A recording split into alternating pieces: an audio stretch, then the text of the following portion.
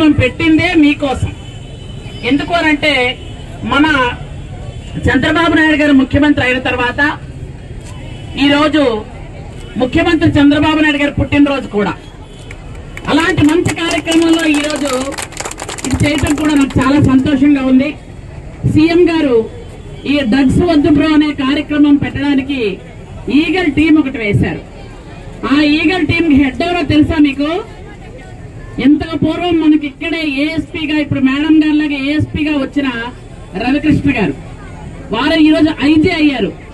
ఆయన ఆధ్వర్యంలో ఈగల్ టీంలో మొత్తం ఆంధ్రప్రదేశ్ లో ఎక్కడ కూడా గంజాయి పండించకుండా చేస్తున్నారు అని అంటే అది మన సీఎం గారి ప్రతిభని మీ అందరికీ కూడా తెలియజేస్తున్నాను.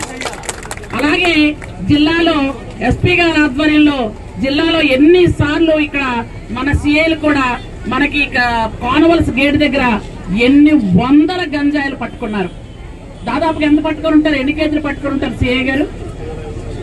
2500 కేజీలు పట్టుకోవడం జరిగిందంటే ఎంత దారుణంగా గంజాయి వెళ్తుందో ఒకసారి ఆలోచించండి. ఇంత ఎండగుంది, నేను ఎక్కువసేపు మాట్లాడిన, ఎందుకంటే నాకు చాలా మాట్లాడాలని దీని మీద. ముఖ్యంగా ఇక్కడున్న మీ పిల్లలందరికీ కూడా ఈ గంజాయి మీద అవగాహన రావాలి.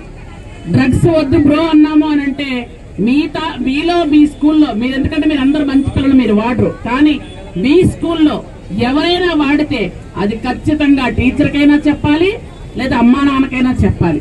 ఎందుకంటే వాళ్ళలో తేడా ఉంటుంది కాబట్టి ఖచ్చితంగా అది మీరు చెప్పిన రోజే మన ఆంధ్రప్రదేశ్ ఖచ్చితంగా బాగుపడుతుందని మీ అందరికీ నేను తెలియజేసుకుంటున్నాను.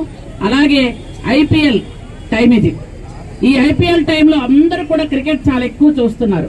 చూడడం తప్పను, ఆడడం తప్పను, కానీ బెట్టింగ్లు కాయడం మాత్రం ఖచ్చితంగా తప్పే. పిల్లలు దానివల్ల మీ దగ్గర ఉన్న డబ్బులన్నీ అయిపోతాయి, అప్పుల పాలైపోతారు, అమ్మా నాన్న మీద ప్రెజర్ పడతారు. నిన్నటికి ఒక్క నెల రోజుల క్రితమే ఒక అబ్బాయి సూసైడ్ కూడా చేసుకున్నాడు, అప్పులు తీర్చలేక. ఎందుకంటే ఇట్లాంటి వాటికి అప్పులు ఎవరిస్తారో నాకు అర్థం కాదు, కానీ ఆ అబ్బాయి 2 లక్షల రూపాయలు అప్పు చేసేసాడు. 2 లక్షల అప్పు ఎలా తీరుస్తాడు? వాళ్ళ నాన్న రైతు కూలి, వాళ్ళ నాన్న కూలి పనులు చేసుకొని వెళ్తున్న అతనికి మెంటాడ బండ్లలో జరిగింది.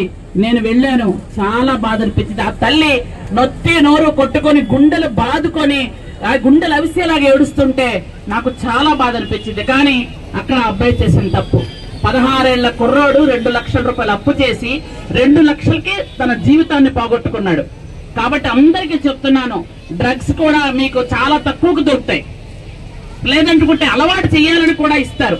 అలాంటప్పుడు కొంచెం జాగ్రత్తగా ఉండండి, డ్రగ్స్ వాడొద్దు, అలాగే ఈ బెట్టింగ్లు కాయొద్దు.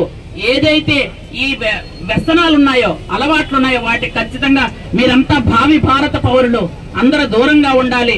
మనందరూ కూడా మన ఆంధ్రప్రదేశ్ స్వర్ణాంధ్రప్రదేశ్ గా మారాలి అంటే భావి భారత పౌరులు మీ చేతిలోనే ఆంధ్రప్రదేశ్ భవిష్యత్తు ఉందని మరొక్కసారి మీ అందరికీ తెలియజేసుకుంటూ ఈ రోజు ఈ కార్యక్రమానికి పెద్ద ఎత్తున ఇచ్చేసిన మీ అందరికీ నా హృదయపూర్వక నమస్కారాలు. అలాగే ఎస్పీ గారు ఆ రోజు చెప్పిన వెంటనే అనిపించింది చాలా మంచి కార్యక్రమం. ఈ కార్యక్రమంకి రావడానికి నాకు ఎటువంటి ఇది కూడా లేదు, ఎందుకంటే మన పిల్లలతో మనం మాట్లాడుకోవచ్చు. ఎందుకంటే ఎక్కడే మన చౌట్రీ అనుకోండి, ఒక అరగంట మాట్లాడుకోవచ్చు.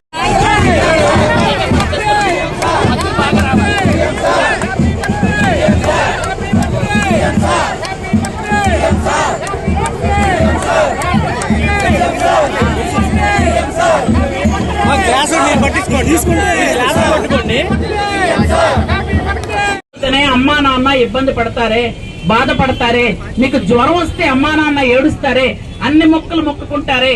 అట్లాంటప్పుడు మనం ఇట్లాంటి అలవాట్లు చేసుకుంటే మన పరిస్థితి ఏమిటి అని ఆలోచించండి. అలాగే పెద్దవాళ్ళు ఉన్నారు కొంతమంది, వాళ్ళకి ఏంటంటే ఇంట్లో భార్య పిల్లలు ఉన్నారు, వాళ్ళు ఏమైపోతారని కూడా ఆలోచించాల్సిన అవసరం ఉంది. కాబట్టి మనందరం కూడా సంఘటితంగా మనందరం డ్రగ్స్ మీద పోరాడాలి. కాబట్టి మీ అందరికీ మరొకసారి చెప్తున్నాను, డ్రగ్స్ వద్దు బ్రో, డ్రగ్స్ వద్దు బ్రో.